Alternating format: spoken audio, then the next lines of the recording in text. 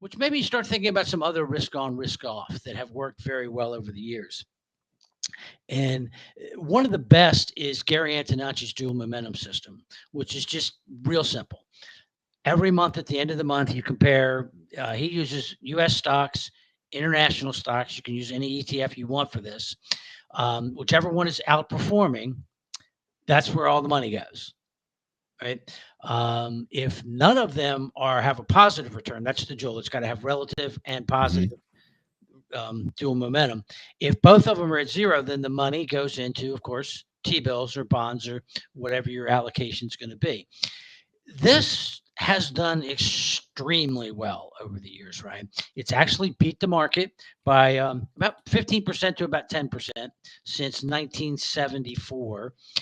That's in Dan Antonacci's studies that he did for the book Dual Momentum. And the drawdown was dramatically lower than the broader market. And he keeps a running total of this on his website. And you sidestep a lot of the really bad stuff.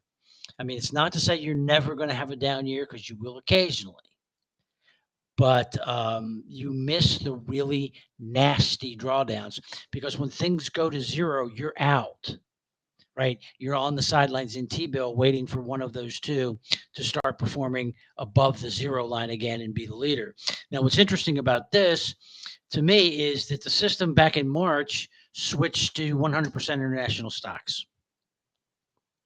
So, and which I actually 1000% agree with. The valuations are better, uh, in Europe, and there's actually more momentum Hmm. broadly in European stocks right now. So that's just one of the ways that you can also sidestep um, the massive volatility in the market.